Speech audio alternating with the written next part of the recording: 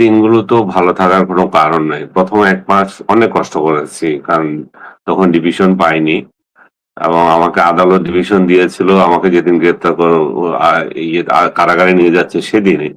কিন্তু বাংলাদেশে যে সিস্টেম এমন একটা করে রেখেছে যে কারাগারে গিয়ে আসলে কারার অভ্যন্তরে যে কত অনিয়ম হয় এবং মানুষ যে আইনের দ্বারা কিভাবে নির্যাতিত হয় এগুলো সবচেয়ে বেশি দেখেছি। ১ম টা আমার হলো যেটা হচ্ছে আমার ডিভিশন দিয়েছে কিন্তু ডিভিশন দেবে না। কেন? ডিভিশন অনুমোদন লাগবে ডিসি সাহেবের। ডিসির অনুমোদন ছাড়া হয় না। তো এবং সরাসরি যদি সরকারি কর্মকর্তা হয় তাহলে সরাসরি তার ডিভিশন হবে। কিন্তু আদার্স যে তারা দেবে না। এই যে একটা আইন করে রেখেছে সরকার বা ডিসিদেরকে এই যে ক্ষমতা দেওয়া, আদালতের উপরে তাদেরকে ক্ষমতা দিয়ে রাখা। এই এই এই এইটা ১ম অনাচার আমার চোখে পড়ল এটা। এবং সেই অনাচারের কারণে আমাকে নিয়ে গেল ১ম এ এ কেরানীগঞ্জে। সেখান থেকে পরে রাতেই আমার মানে হাসপাতালে তুলেছিল ওই রাতে। হাসপাতালের একটা এগুলো বলে আমদানি বলে। সুতরাং আপনি যদি কখনো যান জেলে দেখবেন আমদানি বলে যে সেলগুলো থাকে বা ১ম যাদেরকে নিয়ে রাখা হয়, একেকটা রুমে ১০০ থেকে ২০০ লোক একসঙ্গে থাকে। এবং এটা ইলিশ ফাইল বলে একটার কাছাকাছি এমনভাবে থাকবে। মানে ইলিশ মাছ যেভাবে রাখে ওইভাবে করে মানুষ ঘুমাবে। সো এরকম একটা পরিবেশে ১ম নিয়ে যাওয়া হয়। আমাকে সৌভাগ্য বলতে হবে যে আমাকে আমদানিতে দিয়েছিল মেডিকেলে। সেখানে একটা সিট ছিল। মানে খাট ছিল আরকি। খাটের একটা ব্যবস্থা করেছিল যে ছেলেটা ওখানে ছিল। আমি ওভারঅল বলব যে আ প্রশাসনিক যে হয়রানিগুলো আছে সেটা আছে। কিন্তু ব্যক্তি হিসাবে আমাকে কেউ অবজ্ঞা করে নাই। সেটা ডিবি থেকে শুরু করে একেবারে জেল মুক্তি পর্যন্ত সবাই এটুকু করেছে। কিন্তু প্রশাসনিক যেই কাঠামোটা তৈরি হয়ে আছে যুগ, যুগ ধরে। যেমন ১ম যে বললাম ওইখান থেকে কেরানীগঞ্জ থেকে আ কাশিমপুরে সেখানে ১ মাস অমানসিক নির্যাতন বলতে হবে এটা। অমানসিক নির্যাতন এইজন্যই যে আপনি সেটাতে অভ্যস্ত না। একটা ৩০ ফুট বাই ২০ ফুট এর একটা রুমের মধ্যে ২৫ জন সর্বশেষ ৩৫ জন রেখেছিল। একটা টয়লেট, তাও কমোড নাই। এরকম মানে পানি আসে মানে ওয়াক্ত করে। সেই পরিবেশ থেকে পরবর্তীতে আমাকে যখন ওই ডিসি সাহেবের হলো, দয়া হলো, উনি ১ মাস পরে ডিভিশন দিলেন এবং অনুমোদন করলেন আদালতের রায় এবং তখন বাকি যে সময়টা ছিলাম সেটা থাকা খাওয়ার কোনো সমস্যা হয়নি। কিন্তু যে নির্জনতা আমরা ১৪-১৫ জন ছিলাম ওই সেলে তৌফিক এলাহি সহ এবং আরো পুলিশের অনেকগুলো কর্মকর্তা, আমার রাজশাহীর একজন এমপি, হাতিয়ার একজন এমপি এভাবে অনেকেই ছিলেন এবং বেশিরভাগ আ ইয়েদের আ এমপি বা পলিটিক্যাল লোকদেরকে এখন ইয়েতে নিয়ে যাওয়া হয়েছে। যে কারানীগঞ্জে একটা বিশেষ সেল করা হয়েছে সেখানে একসঙ্গে তাদেরকে রাখা হয়েছিল। তো আমাদের ওখানে ওইভাবে আর ওই পলিটিক্যাল লোক ওইভাবে আর ছিল না। সরকারি কর্মকর্তাই বলতে পারেন বেশি ছিল। ২-১ জন পলিটিক্যাল কর্মকর্তা ছিল। এবং সেখানে কথা বলার আমাদের মানে এক ধরনের বন্ডিংস তো তৈরি হয়ে যায়। যখন আপনি জেলে থাকেন একসঙ্গে দিনের পর দিন থাকছেন। মানে কুখ্যাত খুনির সঙ্গেও আপনার থাকলে সেখানেও আপনাকে ওই রুমে ভালো ব্যবহার আমার সাথে কোনো কুখ্যাত ছিল না। আমি কথার কথা বলছি যে মানুষের মধ্যে তো মানুষের একটা হৃদ্যতা তৈরি হয়। ওভারঅল বলব যে এটা চরম নির্যাতনের শিকার হয়েছি আমি। এভাবেই যে একটা মানসিক নির্যাতন চলেছে, শারীরিক না, মানসিক একটা নির্যাতনের মধ্যে দিয়ে অ্যা সর্বশেষ বের হয়ে এসেছি এবং আল্লাহর কাছে শুকরিয়া আপনারা যারা এই অনলাইনে বলেন, অফলাইনে বলেন আমার জন্য দোয়া করেছেন। আমি আরো একজনকে বলছিলাম আমার এই ফিলিংসটা আপনি হয়তো জানেন যখন আপনি আমার সহকর্মী ছিলেন। ইরাক থেকে আসার পর যেরকম মানুষ আমাকে জড়িয়ে ধরে ও দোয়া করেছে, এখনো সেই একই ফিলিংস বলছে আপনার জন্য দোয়া করেছি। সবাই একই কথা। আপনার জন্য দোয়া করেছে আপনি যাতে বের হয়ে আসেন। আমার মনে হয় যে আপনাদের সবার দোয়াতে আমি বেরিয়ে এসেছি এবং আমার ইরাক থেকে আসার পর আমার খুব কান্না আসছিল। বাইতুল মোকাররমের খতিব আমার জন্য জুমার নামাজে দোয়া করেছিলেন এবং সারা বাংলাদেশের বহু মসজিদে দোয়া হয়েছিল। তো সেরকমই আমার কাছে মানে যখন সবাই জড়ায় ধরে তখন এরকম অনুভূতি হচ্ছে যে মানুষের দোয়া আসলে অনেক কাজের। অনেকে বলে যে না দোয়ায় কাজ হয় না। না দোয়ায় কাজ হয়। হয়েছে দোয়ার সাথে দাওয়াও লাগে। সেই দাওয়াটাও হয়েছে সরকারের তরফ থেকেও আমার জন্য যথেষ্ট ভূমিকা রাখা হয়েছে। বিশেষ করে তথ্যমন্ত্রী জহিরুদ্দিন স্বপনকে আমি কৃতজ্ঞতা জানাবো। আরো অনেকে আছেন নেপথ্যে, যার সবার কাছে আমি কৃতজ্ঞ। পার্সোনালি জানাবো। কিন্তু জহিরুদ্দিন স্বপনের কথা বলতে হবে। ইনি আমাদের মিনিস্টার। উনি সম্প্রচার দেখেন বা মিডিয়া দেখছেন। তার একটা দায়িত্ব ছিল যে একজন সাংবাদিককে এবং উনি আমাকে ভালো করে চিনেন। আমি জানেন আমার আম রাজনৈতিক পরিচয় কি। আমি যে দল নিরপেক্ষ অবস্থান থেকে মানুষের জন্য কাজ করি, সত্য কথা বলাটা চেষ্টা করি, সেটা উনি জানেন। সেজন্য অ্যাপ্রিশিয়েট করছেন এবং উনি যথাযথ পদক্ষেপ নিয়েছেন বলে আমি বের হতে পেরেছি এবং অনেকেই এখনো যে বের হতে পারছে না, সেটার কারণ ওই একই ধরনের বিষয়টা। সরকারের তরফ থেকে যদি বিশেষ উদ্যোগ না নেওয়া হয়, তাহলে এটা বের হওয়া কঠিন। এখন যে জাল ইউনূস তৈরি করে দিয়ে গেছে, এমন এমন পজিশন করে গিয়েছে একেকটা লোকের বিরুদ্ধে ১০ থেকে ১৫ টা মামলা এবং একটা জামিন হলে সেখানে আরেকটা দিচ্ছে। তো এই যে কালচারটা তৈরি করে দিয়ে গেছে ইউনূস, সেটা থেকে যদি এই সরকার যদি বিশেষ কোনো পদক্ষেপ না নেয়, ইন্ডিভিজুয়াল আমার মতো ২-৪ জনের নিচ্ছে সেটা একটা জিনিস। কিন্তু যদি গড়ে ব্যবস্থা না নেয়, তাহলে এই লোকগুলো কিন্তু দিনের পর দিন জেলেই কাটতে হবে এবং কি অমানবিক নির্যাতন আপনি চিন্তা করেন, একেকজনের ১.৫ বছর ২ বছর হয়ে যাচ্ছে জেলে এবং তারা কোনো জামিন পাচ্ছে না। জামিন হয়তো অথচ জামিন হচ্ছে যে একটা লোকের চরম অধিকার এবং চূড়ান্ত অধিকার। সেই অধিকার আপনি দিচ্ছেন। আপনি কুখ্যাত ডাকাত বা কোনো হত্যাকারীকে যদি ধরে নিয়ে যান, যে সিরিয়াল কিলার সেটা অন্যটা। কিন্তু এমন সব রাজনৈতিক ভুয়া মামলা দিয়ে মানুষকে যে দিনের পর দিন জেলে রাখছে, সেই জিনিসটা অবসান হতে পারে শুধুমাত্র সরকার বিশেষ একটা ব্যবস্থা যদি নিয়ে। আমি এটার জন্য অনুরোধ করেছিলাম বা আমি সাজেস্ট করেছিলাম যে সরকার যদি একটা ট্রাইব্যুনাল করে বা ট্রাইব্যুনাল বা কোনো একটা সেল তৈরি করে, যেটা আম এই ইউনূস সরকার করে গিয়েছিল বিএনপি আমলে যারা নির্যাতিত হয়েছিল তাদের মামলা প্রত্যাহারের ব্যাপারে। এখানেও এমন একটা সেল তৈরি করা উচিত যাতে করে অন্যায়ভাবে যারা জেল খাটছে এবং যারা আম অহেতুক জেল খাটছে তাদেরকে যাতে চিহ্নিত করে আলাদা করতে পারে। আর যারা রিয়েল ক্রিমিনাল তাদেরকে সাজা দিতে পারে। ইভেন আমি বলব যে রিয়েল ক্রিমিনালদেরও জামিনের অধিকার আছে। যে অধিকারটুকু হরণ না করে আইনের শাসন প্রতিষ্ঠা করা সরকারের খুব জরুরি হয়ে গেছে। ইউনূস যে জঞ্জাল তৈরি করে দিয়ে গেছিল, আসিফ নজরুল যে ঝঞ্ঝাল তৈরি করে দিয়ে গেছে, সেটার অবসান হতে হবে। কারণ এই সরকার কেন তার ঝঞ্ঝাল কাঁধে নেবে? ইউনূস যে নোংরা কাজ করে দিয়ে গেছে, আসিফ নজরুল যেটা করে গেছে, সেটার দায়িত্ব এই সরকার নেবে কেন? তারা তো জেলে দেয় নাই। কিন্তু এখন যে সিস্টেমটা চলছে, আমি যদি মুক্তি পাই আমার জন্য আরেকটা মামলা দিচ্ছে, সেটা তো এই সরকারের ঘাড়ে যাচ্ছে। সো সরকারের আমি মনে করি যে দ্রুত এই বিষয়ে সিদ্ধান্ত নেওয়া উচিত। চমৎকার বলেছেন যে একটা ট্রাইব্যুনাল গঠন করার কথা। আমাদের আরো অনেক সাংবাদিক জেলে আছে। তাদের ব্যাপারে কিছু জানেন? তাদের সঙ্গে আপনার দেখা হয়েছে কিনা? তারা কেমন আছে? তাদের মুক্তির ব্যাপারে আপনার কোনো বক্তব্য আছে কিনা? আমাদের সাংবাদিকদের মধ্যে আমি যে ইয়েতে ছিলাম কারাগার 2 তে, সেখানে আমাকে যে সরি ১ম যে গ্রেপ্তার করা হলো তখন শওকত মাহমুদের সঙ্গে আমার দেখা হলো। শওকত মাহমুদকে গ্রেপ্তার করেছে কেন? ওই যে সে ষড়যন্ত্র করছিল, ওই যে আমেরিকা থেকে কোন একজন লোক এসেছিল, কি নামটা মনে করতে পারছি না। সেই লোক তাকে তথ্য উপদেষ্টা বানাবে। একটা লিস্টে তার নাম পাওয়া গেছে। তো এখন আমার লিস্ট আপনি একটা লিস্ট তৈরি করলেন, ওই লিস্টে আমার নাম আছে। তা আমার কি দোষ এখানে আমি জানি না। শওকত মাহমুদকে একের পর এক মামলা দিয়ে আহ, গ্রেপ্তার করে রেখেছেন।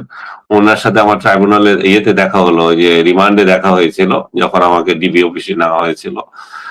মানে খুবই অসুস্থ অবস্থায় আছেন, এমন এক পরিবেশে তাকে নিয়েছে। অথচ উনি জাতীয়তাবাদী রাজনীতি করেছেন সারা জীবন এবং আওয়ামী লীগ আমলে বছরের পর বছর উনি জেল খেটেছেন।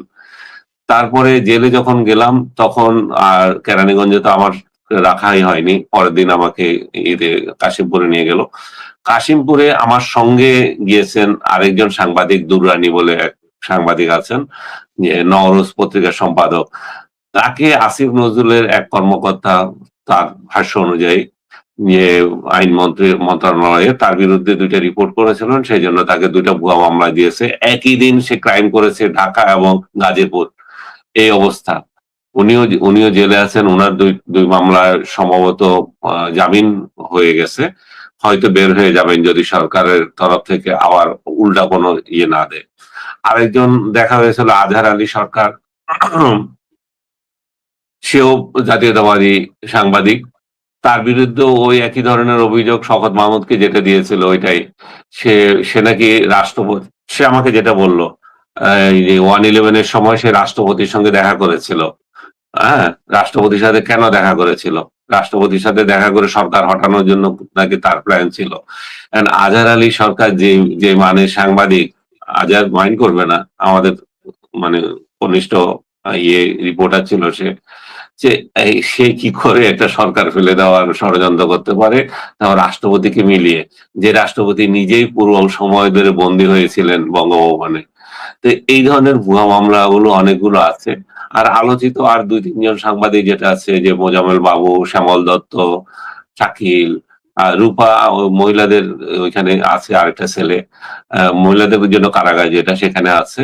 আর ওই ৩ সাংবাদিক, বিশেষ একটা ছেলে আছে, আর আরেকটা কারাগারে আছে। ওটা হাই সিকিউরিটি বলে। তো সেখানে তারা বন্দী আছে। সেখান থেকে একজন লোক আমার রুম রুম ইয়েতে এসেছিল। আহ আমার এটাকে বলবো, আমার ছেলে এসেছিল, মানে আমরা যেখানে থাকতাম আর কি, যে তো সেখানে উনি আমাকে বলল যে তারাও আছে মেন্টালি, তো খুবই ভালো থাকার কথা না, কারণ শেখ হাসিনা সরকারের পতন হওয়ার সঙ্গে সঙ্গেই তাদের ৩ জনকে গ্রেপ্তার করা হয়েছিল এবং তাদের মামলাগুলো ওই হয়রানির ওই চূড়ান্ত পর্যায়ে আছে। তাদের বিরুদ্ধে অভিযোগ অনেকে অনেক কিছু করতে পারে, সরকারি দালালি করেছে, এটা বড় ধরনের অভিযোগ এবং সেটা প্রকাশ্য দালালি করেছে, সেটা স্পষ্ট। কিন্তু এই দালালি যদি মামলা থাকে, সেরকম মামলা করতে পারে, কিন্তু তাদের বিরুদ্ধে হত্যা মামলা করে দিয়ে রেখেছে। মানে জুলাই হত্যা মামলায় তারা অংশ নিয়েছিল এই জাতীয়। এইগুলো হচ্ছে আপত্তি করার যে জিনিসটা। আমি আমি যেটা করিনি সেটা আমাকে আপনি মামলা দিয়ে রেখেছেন। আপনি যদি দালালির জন্য কোনো মামলা দিয়ে থাকেন, সরকারকে উস্কি দিয়েছিল হত্যা করার জন্য, এই যে এভিডেন্স যদি আপনার থাকে করেন। কিন্তু আমি মনে করি যে তারা সে ধরনের কিছু করে নাই। তাদেরও জামিন পাওয়ার অধিকার আছে। অ্যাবসোলিউটলি। তো মানে এই একটা ট্রাইব্যুনালের কথা বলেছেন যেভাবে করে আহ, উম, আহ, ট্রাইব্যুনাল না, মানে বিশেষ একটা সেল করা আরকি, সরকার যেভাবে যেটাই করুক। জি। যে একটা বিশেষ সেল করে দিল, সেখানে সবাই আবেদন করবে এবং তার মামলাগুলো নিয়ে এবং সেই মামলাগুলো নিয়ে তারা পর্যালোচনা করবে। যেমন ধরেন আমার রুমমেট ছিল একজন বিজ্ঞানী। আমার ২ জন রুমমেট ছিল আমার। একজন পুলিশ অফিসার, একজন বিজ্ঞানী, সায়েন্স ল্যাবে জব করে। তার বিরুদ্ধে ৫টা মামলা দিয়েছে। সে ছাত্র জীবনে ছাত্রলীগ করতো। এইজন্য। সে তো ৩, ৪, ৫ বছর ধরে সরকারি চাকরি করছে। সরকারি চাকরি করে কি করে তার এখন আওয়ামী লীগ করার সুযোগ আছে? কিছু নাই।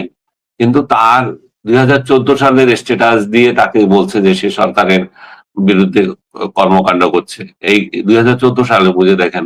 এবং তার ৫টা মামলা ঢাকা শহরে ৫ জন থেকে করেছে। একসাথে সে ওইজনও সন্ত্রাসী হামলায় জুলাই কাকে মেরে ফেলেছে, ওইখানে আরেকজনকে মেরে ফেলেছে, এরকম ৫টা মামলা করেছে। ৫টাতে সে জামিন পেয়েছে। লক্ষ লক্ষ টাকা তার ফ্যামিলি খরচ করেছে। কিন্তু সে মুক্তি পাচ্ছে না। একটার পর আবার দুটা অজ্ঞাতনামা মামলায় তাকে দিয়ে দেওয়া হয়েছে। এই যে জুলুমগুলা হচ্ছে, এটা কি জুলাইয়ের লোকজন করছে বা সরকার স্বয়ং করেছে? না, এগুলোর মধ্যেও অফিস পলিটিক্স আছে। আপনার সাথে আমার শত্রুতা আছে, একজন সমন্বয়ক খুঁজে আনলেন। এরকম সমন্বয়ক খুঁজা তার বিরুদ্ধে মামলা করেছে। একটা মামলা তাকে করেছে, সাথে কয়েক হাজার আসামি আছে। যে এই এই এবং সেটা অজ্ঞাতনামা ইয়েতে, এবং ৭০০ জনকে নাকি সোনারেশ দেখানো হয়েছে সেখানে। তো এই যে মামলাগুলা, এই মামলাগুলো যখন স্ক্রুটিনির মধ্যে যাবে, তখন তো মানে ওই সেলের লোকজন বুঝে যাবে। আমি বলছি এই জাতীয় মানে যে কর্মকাণ্ড চলছে সেটা যাতে প্রিভেন্ট হয়। জি। এমনিতে আপনি বলেছেন যে ইউনূস সরকার একটা ইতিহাসের সবচেয়ে বড় বাটপার এবং আপনি বলেছেন যে শেখ হাসিনাকে মানে ধন্যবাদ যে তিনি বাংলাদেশের মানুষের মধ্যে সবার আগে বুঝতে পেরেছিলেন তিনি কত বড় এই বাটপার। বাটপারটাকে চিনেছেন। হুম। জি। এই বাটপারটাকে সবার আগে উনি চিনেছিলেন। হুম। তো মানে আপনার তো এলাকার লোক, আপনি তো বদ্দাওয়া বলতেন তাকে, হ্যাঁ? আপনাদের চিনতে সমস্যাটা কোথায় হয়েছিল? তাকে চিনতে আমি আপনি তো খেয়াল করে দেখবেন জুলাই আন্দোলনের অনেক ওই অপকর্ম, ওই সরকারের কর্তৃত্ববাদী শাসনের বা ছাত্রদের উপর গুলি করার, এগুলো আমি বিরোধিতা করেছিলাম। আমি আহ, যে রংপুরে যে ছেলেটাকে গুলি করলো রোকেয়া বিশ্ববিদ্যালয়ে, সেদিনই সঙ্গে সঙ্গে এটার প্রতিবাদ করেছি। আবু সাইদের বিষয়ে বলছি আপনাকে। পরবর্তীতে যখন আহ ইয়ে হলো, ওই তারা ঘোষণা করলো, ও আপনার শেখ হাসিনার পদত্যাগ যদি চাইলো এক দফা, সে এক দফাকে আমি সমর্থন করলাম। এবং পরবর্তীতে যখন এই সরকার যখন প্রতিষ্ঠিত হলো, তখনও কিন্তু আমি 6 মাস ধরে একটা শব্দ এর বিরুদ্ধে বলি নাই। কারণ একটা একটা সরকার এসছে, তাকেও সময় দিতে হবে, সে কি করে আমাদের দেখতে হবে। কিন্তু 6 মাস পরে আমি মুখ খুললাম, দেখলাম যে এই 6 মাস অপেক্ষাটা আমার আসলে ভুল হয়েছিল। যে 6 মাস অপেক্ষা তার জন্য করা ছিল না। কিন্তু আমরা তো আর একজন লোকের কাজ না জেনে কিভাবে আমরা তাকে সমালোচনা করব। বা দেখলাম যে এ তো ক্ষমতা এসছে 24 দিয়ে আপনি 71-কে মুছে দেওয়ার জন্য, এবং তার প্রতিটা কর্মকাণ্ড ছিল সেরকম। ইউনূস নিজে মুক্তিযোদ্ধা ছিলেন না, মুক্তিযুদ্ধে তার বড় কোনো ভূমিকা ছিল না। সে রাজাকারদের সঙ্গে মিলে মিশে মুক্তিযুদ্ধ কিভাবে ধ্বংস করা যায়, মুক্তিযুদ্ধের দিনগুলোকে কিভাবে ধ্বংস করা যায়, বঙ্গবন্ধুকে কিভাবে ইতিহাস থেকে মুছে ফেলা যায়, এবং তার বাড়ি আক্রমণ, তার বাড়ি পুড়িয়ে দেওয়া, একটার পর একটা করে গেল। সে দলীয় নির্যাতন করছে, সেটা আরেকটা অংশ। যে এবং তার টার্গেট আমি দেখলাম যে সে তার তার কি আমরা চেয়েছিলাম যে একটা ইনক্লুসিভ সোসাইটি করবে, যেটা শেখ হাসিনা পারে নাই। এবং এত এত বড় একটা ফিগার, সে এসে আমাদের এটা করবে, কিন্তু সে কিছুই করলো না। সে বরং প্রতিহিংসার রাজনীতি শুরু করে দিল। তাতে করে দেশটা আরো খন্ড খন্ড হয়ে গেল, ভাই ভাই যুদ্ধ শুরু হয়ে গেছে। একজন আরেকজনকে মানছে না, মানতেছে না। মব সংস্কৃতি পুরো দেশটা ভরে গেছে। তো এরকম একটা পরিবেশে তো একে তো সমর্থন করা যায় না। এই দেশটা তো তার বাপের না, এই দেশটা আমাদের। সে তো 2 দিন পরে প্যারিসে চলে যাবে কিংবা অন্য কোথাও গিয়ে মৌজ মাস্তি করবে। এখন দেশে পালিয়ে পালিয়ে যাওয়ার পরিস্থিতি হয়নি বলে পালিয়ে যায় নাই, কারণ সে এসএসএফ নিয়ে রেখেছে। এই আমি তাকে বেহায়া বলেছি। এই জন্য বলছি যে আমি নিজের থেকে স্বয়ং বলতে চাই না বিশ্ব বেহায়া। আপনি জানেন এই টাইটেল আমি দিতে পারি না, এটা পটু কামরুল হাসান দিয়ে গেছিল এরশাদকে। উনি যদি বেঁচে থাকতেন এটা উনি ফেরত নিয়ে এই বেহায়াকে দিতেন। যে কত বড় বেহায়া, নিজেকেই নিজে বিশেষ ব্যক্তি ঘোষণা করে, ভিভিআইপি ঘোষণা করে। এর থেকে বেহায়াপনা তো বাংলাদেশে কোথাও দেখে নাই। আমি শেখ হাসিনার একটা সমালোচনা করেছিলাম 2001 বা ওই সময়ের দিকে, যে উনি বঙ্গভবন তার নিজের নামে, গণভবন তার নিজের নামে লিখে নিয়েছিলেন। সেটা তীব্র সমালোচনা করেছি আমি তখন, যে একজন প্রধানমন্ত্রী হিসাবে তিনি গণভবন নিজের নামে লিখতে পারেন না। আর তারা তাদের যুক্তি দিয়েছিলেন যে তাদের সিকিউরিটি রিজন অমুক তমুক, পরবর্তী সরকার এসে সেটা বাতিল করে দিয়েছে। যে আমি দেখছি যে এর সঙ্গে তো এরই যদি তুলনা করি, এটা 1000 গুণ মানে বাটপার এবং বাটপারি যে সে শাসন করেছে, এবং 1000 গুণ বেহায়া। বাংলাদেশে 1000 বছরে এরকম কোন বেহায়া জন্ম নেয় নাই যে বাংলাদেশের শাসন ক্ষমতায় এসছে। তো তাকে কেন আমরা তখন আর সাপোর্ট করবো? চিনতে দেরি হলো এই জন্যই যে, কারণ তার যে আবরণ তৈরি করে রেখেছিল সে বিশ্ব মিডিয়ায় এবং আমাদের চোখে, এটা আমাদের চিনতে সময় লেগেছে এই জন্যই। কিন্তু তার আপনি দেখেন, আমি ভালো কি খারাপ আমার কোনো কার্যক্রম না দেখলে তো আপনি বলতে পারবেন না। ওকে আমরা সুদখোর হিসাবে জানতাম, ওকে আমরা বাটপার হিসাবে জানতাম। আপনি দেখেন আমার বিরুদ্ধে একটা মামলা দিয়েছে, আপনি নিশ্চয়ই খেয়াল করেছেন, আরেকটা মামলা দিয়েছে আমাকে ডিফেম করার জন্য। আমি একটা দুর্নীতিবাজ। আমার আমার অ্যাকাউন্টে টাকা আছে, আমার টাকাটা আছে। আমার এই টাকা আমি প্রকাশ্যে বলে দিচ্ছি, আমার এই টাকা আমার জমি বিক্রি করা টাকা। আমি আমার আমার ওই জমি বিক্রি করা টাকা প্রদর্শনের জন্য যে সময়টুকু 1 বছর হয় নাই, ওই 1 বছর আমি পারি নাই। গত গত সিজনটাতে এমন এক রাজনৈতিক টার্মোইল ছিল, বিশেষ কোনো মানে আমার অংশীদার বা আদার্স অনেকগুলো সমস্যা আছে, এগুলা বলতে গেলে অনেক দীর্ঘ হয়ে যাবে, এবং এটা যেহেতু একটা আদালতে আছে আমি বলতেও চাই না। আমি ওই টাকাটা দিতে পারি নাই, এবং এবার যে দিব তার 14 দিন আগে আমাকে গ্রেপ্তার করে ফেলেছে। আমি এটা দিতে যাচ্ছি, আদালত আমার, এটা যে আমার টাকা এটা আদালত প্রমাণ পেয়ে আমাকে এখন জামিন দিয়েছে। কিন্তু আপনি দেখেন আমি সামান্য কয়টা টাকার ট্যাক্স দিতে দেরি হচ্ছে, সেজন্য সে আমার বিরুদ্ধে একটা মামলা করে দিয়েছে। অথচ এই বেহায়া রাষ্ট্র ক্ষমতায় বসে 666 কোটি টাকা কর নিজের যে ছিল সেটা মাফ করে দিয়েছে। সে অন্য যতগুলো করেছে এগুলো বাদ দেন না। আমার সাথে যেটা করেছে, আমার জন্য একটা আইন, তার জন্য আরেকটা আইন। আমি কর দিতে দেরি হয়েছে সেজন্য আমার বিরুদ্ধে দুদকে মামলা, আর তার 666 কোটি টাকা সে মাফ, মানে তার যে রাষ্ট্র পাবে সেটা সে মাফ করে নিয়েছে ক্ষমতায় বসে। সে ক্ষমতায় বসে একের পর এক কি না করেছে সেই লিস্ট তো জানেন সবাই। এবং ওই গ্রামীণ ওয়ালেট থেকে শুরু করে যা কিছু করেছে, এবং সর্বশেষ ব্যয়াপনাটা করলো 1 বছরের জন্য আমাকে এসএসএফ দিতে হবে। কেন রে ভাই, তোমাকে কেন এসএসএফ দিতে হবে? তুমি তো সোনার রাজ্য করে দিয়ে গেছো যেখানে আমরা নিরাপদে ঘুরতে পারি। তো তুমি কেন নিরাপদে ঘুরতে পারছো না? তুমি কেন এখন মবের ভয় পাচ্ছ? তোমাকে বলেছিলাম যে তোমার বাড়ি আক্রমণ করবে মানুষ, সেটা তোমার গায়ে লেগেছিল। এখন কেন তাহলে তুমি মব করে রাখছো, ইয়ে করে রাখছো, এসএসএফ নিয়োগ করছো সরকারের কোটি টাকা খরচ করার জন্য? তোমার পিছনে কেন সরকার কোটি টাকা খরচ করবে? এই বাংলাদেশের জন্য ডক্টর ইউনূস তোমার অবদান কি? সে একটা লিস্ট লিস্ট বাঙালি জাতি জানতে চায়। ওই লিস্টে যদি দাও তাহলে আমরা বলতে পারবো যে হ্যাঁ ঠিক আছে, তুমি যে করেছিলে, তুমি মহান 1000 বছরে এই দেশে এই জন্ম নিয়েছিলে তুমি, তোমার উপরে আর কোনো বাঙালি জন্ম নিয়ে নেই। তাহলে আমরা সেটা তখন মেনে নিতে পারবো তোমার এই অন্যায় আবদার গুলা। তো আপনি কি এই সরকারের কাছে আবেদন করবেন তার এই প্রোটোকল বাতিল করার জন্য? অবশ্যই করবো, মানে এখনো করছি। এটা বলা মানেই তো হচ্ছে যে এই বেহায়া থেকে এই এই প্রোটোকল তুলে নিতে হবে। কেন রাষ্ট্র তার টাকা টাকা দিয়ে এই বেহায়াকে পালবে? কারণ সে নিজেই তো এই সমাজ তৈরি করে দিয়ে গেছে। এখন তো আওয়ামী লীগ নাই, শেখ হাসিনা নাই, তো কারে ভয় পাচ্ছে? তা এটা তো তার লোকেরই আছে এখন। তার লোকেরাই সংসদে গিয়েছে, তার লোকেরাই সংসদের বাইরে আছে। তাদের কারোর সাথে তো তার দ্বিমত ছিল না। এবং সে যে একটা মৌলবাদী রাষ্ট্র করতে চেয়েছিল, এখানে উগ্র মৌলবাদী রাষ্ট্র, যেটা হয়তো মার্কিন প্ল্যানের অংশ, তো সেটা তো সে করে দিয়ে গেছে অলরেডি। এখন তো বাংলাদেশ উগ্র রাষ্ট্র দিকে যাচ্ছে। এবং বাংলাদেশের সংসদে যারা রাষ্ট্রকেই স্বীকার করে না, যারা স্বীকার করাটা মানে যারা 71-এ এই রাষ্ট্রের উৎপত্তিকেই বিরোধিতা করেছিল, তারা এখন সংসদে বিরোধী দল। যেখানে যুদ্ধ অপরাধীদের বিচার হয়েছিল, সেই যুদ্ধ অপরাধীরা এখানে শহীদ। পাকিস্তান পার্লামেন্ট যেভাবে তাদেরকে শহীদ আখ্যা নিয়ে কান্নাকাটি করে, এখানেও সেরকম হয়েছে। সো তার খায়েশ তো পূর্ণ হয়ে গেছে, তার রাজ্য তো আছে, তার রাজ্যে তাকে কেন, আমাদের কেন টাকা দিতে হবে? সে তো চলে গেছে। আপনার কাছে কি মনে হয় সে যে এখনো দেশে অবস্থান করছে, এর পেছনে কি কারণ রয়েছে? ধরেন এখন তারেক রহমান আছেন প্রধানমন্ত্রী, কিন্তু তিনি পার্লামেন্টেও দেখলাম গেছেন। আপনার কি মনে হয় এটি একটা পরোক্ষভাবে প্রভাব বিস্তার করার চেষ্টা তার এখনো আছে? সেটা তো রয়ে গেছে, কারণ প্রশাসনে সরকার যদি তার নিয়োজিত দোসরদের যদি ইয়ে না করে, মানে বিতাড়িত না করে, তাহলে তো সরকার বিপদে পড়বে পদে পদে। কারণ সে যে যাদেরকে ক্ষমতায় আনার জন্য তার প্রচেষ্টা ছিল, সেই প্রচেষ্টার অংশ হিসাবে তো সে ইনস্টল করেছে বিভিন্ন জায়গায়।